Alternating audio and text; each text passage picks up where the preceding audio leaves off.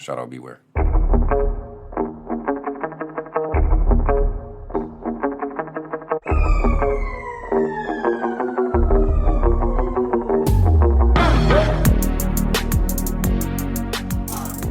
What up, though? And it's your favorite Pistons podcast, Pro Wrestling Talk for the Pistons fan. Want to find out more about our show, like where to order our official t-shirt or how to follow us on social media? Visit our Linktree /PWTPF. That's linktr.ee/PWTPF. And thanks to our premier sponsor, ticket-barter.com. See you at the seats. Yo, what's up? Yes, I'm a real doctor. You can Google. Shout out to somebody who they sent me an email. This is like years ago when I first started the show, and they had found my dissertation online. They were like, "Is this you?" I'm like, "Yeah, that's me." Y'all know how I roll, man. Fire up chips for life, man. For MF and life, dog. Go green, go white. Where my Spartan dogs at? Thank y'all for y'all patience, man. Remember a couple weeks ago? I think it was game 1. Was it game 1 against the Cavs? It had to be game 1 against. Yeah, it had to be game 1. I was like, yo, I'm not going to the game because I was like, my daughter got softball practice. And I recorded it like a couple hours before. Lo and behold, rain hits Dearborn, so the practice gets canceled. I hit up Grumpy Otis. He like, yeah, I'll come through for sure. So we wound up hitting that game. That was game 1 versus the Cavs. Game 2 is lit. Game 2 is so lit because I was like, man, we might go for a sweep. And the best thing about that was shout out to my boo because my kids were like, man, I really want to go to a playoff game. My daughter was like, I really want to go. So, because I would always, like, every time I go to a game, I bring them back, like, the T-shirts or the towels, and my daughter's she just put her little foot down. Like, I want to go to a game tonight. Like, somebody at school says a game. Like, you 6. Who are you talking to? So, anyway, fast forward, I took her to the game. But it was a weeknight, and I remember, like, y'all cannot be up this late. So, shout out to my wife. My wife actually came at halftime and picked up the kids. So, then I still got to hang. And it was just a really fun time. Was that the game? RJ, was your dad at that game? So, yeah, RJ's dad came. We got to kick it. I will say this. The season ticket holders that I know, like, man, they're just some of, like, the best Detroiters I've ever met. Like, man, just really good people. Yeah, we had Harry's. They bring out the chicken. I'm like, yo, I got to go wash my hands. Can you just take it to the back? Can you cover that chicken with a napkin? And they like, man, the guy looking around. I'm like, that's all right. Give me another plate. We covered that chicken up with a plate, and we rotated washing our hands, you know? That's how it goes down at the cookout. White guy looked at me while we was waiting. You know what I'm saying? This your chicken? I'm like, man, we the only black people in here. You know that's my chicken. What was going to be the follow-up to that? Like realistically, what was going to be the follow-up? Oh, can I get a piece? Like, no, dog. Back up off me. Donovan Mitchell said some real stuff at the press conference the other night. Like, yeah, it's hard. Pause. Man, my goodness, pause. Greg Popovich used to say the same thing to the Spurs. Like Tim Duncan, I remember they was in the huddle, and he's like, man, I can't. He's like, yeah, of course, I'm telling you to do this, but it's not going to be easy. Like, this is the finals, right? So, yeah, the Pistons won 60 games. They're not a slouch. Like, you know what I'm saying? Like, it is comical on both sides how people just act like they've been, like, they say it all the time, like, less than 10,000 people have ever played an actual game in the NBA. Yeah, we just sit behind our desk and just act like it's simplified. He's like, no, it's actually quite difficult to close out a 60-win team, right? That has all their players for the most part. And that's why the regular season is so important, man. That's why, like, we get Game 7 at home, like, against the Magic. We had not the best series, not what was expected. I don't want to say the best series, but guess what? We got that winner go home game. We got it at home. This series, right? It hasn't gone away. We lost 3 straight, but guess what? Now it's do or die. And guess what? We at the crib. The crowd got to be on it. Like we have to be Monday Night Raw, Chicago, early 2010s, like on it. We cannot let What's that? What's the football team? Seattle Seahawks. We got to be the 12th man. We got to be the 12th man. No matter what you're doing, if you're trying to do your homework, you're trying to play basketball, you're like, noise is distracting. Look, I got kids. The worst thing ever is like at night when the baby is crying and it's just like, I just wish it would be quiet. Even if it was awake, I just wish it would be quiet. Cleveland ain't no slouch either. So I don't want the Pistons to come in and think, oh, it's gonna be loud. They're gonna have the rally towels, the t-shirts, whatever. I'm sure somebody on Twitter, I already looked, I snuck in that arena last night, nigga. You don't know nothing. You got da.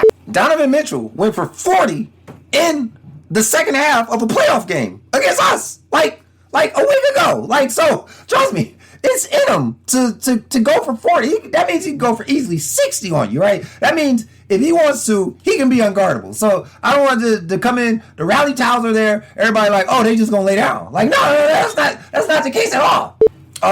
Let me just say this, and you've always heard the greats say this, always. So the shallow analysis. Well, I realize like, hey, this is where we're in. We're in the talk sports era. You know that drives the ratings. Hot takes, medium takes. Can you believe he said this? I'm beefing with that podcast. The podcast response to the podcast of the podcast.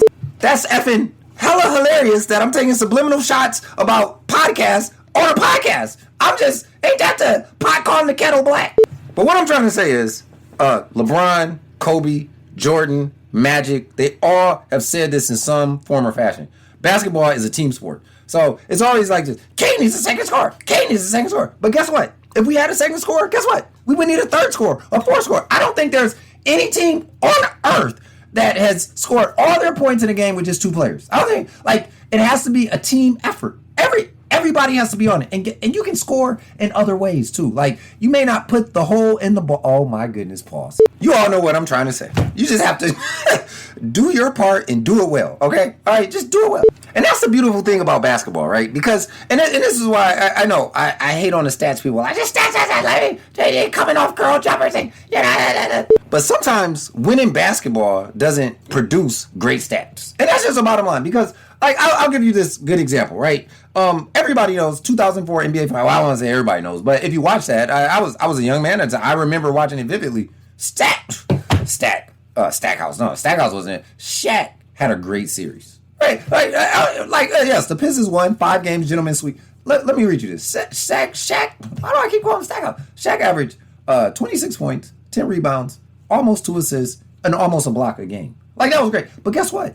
That's not what his team needed. Like, that's why you got to watch the game. Like, you have to watch the game. You can't just look at the stat sheet and be like, oh yeah, that's what. No, like, okay, the other night, Asar Thompson fouls out, right? It was a great foul out. It was great. The entire game, he left it all out on the floor. He was like, I am going to antagonize this backcourt with everything I get, including all 6 fouls. Yes, like fouls can sometimes be tactical. Like, I'm not letting you get this shot off, right? And when he left, I bet if he was in Detroit, he would have got a standing ovation because it was like you literally left it all out there, and it was enough time where he'd be like, look, if we lose this game, he's done everything he possibly could do.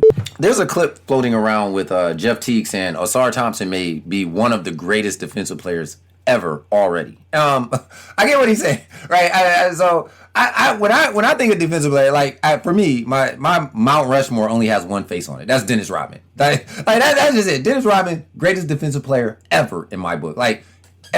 And one of the reasons Jeff Teague, and this is why I kind of respect his opinion. Well, first of all, he played in the league, right? But he said something like that was crazy, and I'm like, yes, like pause. Dennis Rodman can do this same thing too. He's like, yeah, Ron Artest was strong. He could go lateral. He could go, back and forth. He was just in your back pocket, as they say, right? But Asar can go vertical, and Rodman can do that too. Like, not only is this guy like, yeah, you side to side. Front to back, you know what I mean? Pays attention well, but like he can get the block on the guy that he's not guarding. Like the ability to jump fast. And that's crazy because Asar he's the type of guy, he's like, he thinks everybody is as athletic as him. So he throws the oop to Paul Reed the other day, and Paul Reed is like, my dude, just hand that. But that was a really good oop. That was a prime example. I was like, and this is why Dern is a starter, right? Because Dern would have took that to the house. The rim would have came off. The rim, it was a great oop. Asar was like, had a little Magic Johnson in there. And Paul Reed was like, my God. What? The crazy thing about Asar, you don't have to cash him out because he's only 23, so his reads aren't even that good yet. Like he's just playing off reaction, right? Like he's literally, he don't even know how to play yet, and he's playing defense at a, like Jeff Teague is an all-time great. But he's clearly the best defensive player in the league. I would say outside of maybe I wouldn't even say he's right there with Wemby. I said it. Asar Thompson, Wemby. Yeah, those two, they bring defense back, and I enjoy good defense. Like that's defensive plays are my favorite plays. Like I get more excited for defensive plays, hella pause, than I do for like a dunk. I'm sure someone has mentioned this already, but man, who's having more fun than Chaz Lanier? Like come on, dog. He is just enjoying, because think of all this experience he's gaining, like high level coaching, high level play, and he just gets to soak all of this in. So if he goes to another team, Or if he does like come back this summer, he's like, this is what I need to do to get in the game. Like if you want look at him on the sideline, he's dancing. He's just like, I'm like, this the luckiest dude. Like you get drafted as a rookie onto a squad like this. I don't know if I'm going to the game tomorrow. I mean, I got tickets. I got to see what my work schedule look like on Monday. Like at the end of the day, Pistons ain't paying me. Hey, listen, I will say this. There's a guy from Detroit. He has like this crazy Jordan collection, like of Jordan sneakers and just random. He's like, I've never been contacted by Jordan brand, Nike, anything. You know what I'm saying? Like the grind is real. Like I'm just out here. They've never gifted me anything, nothing like that. And that same thing here. I just want you to know, because we got a lot of new listeners and stuff like that, especially as we go deeper into the playoffs and things like that. I do not have any contacts with the team. I buy my own ticket. I have my own season ticket package. The Pistons, they have WWE night. They've never contacted. I'm not hating. I'm just setting the stage, right? Like I gotta go to work on Monday. That's all I'm trying to say.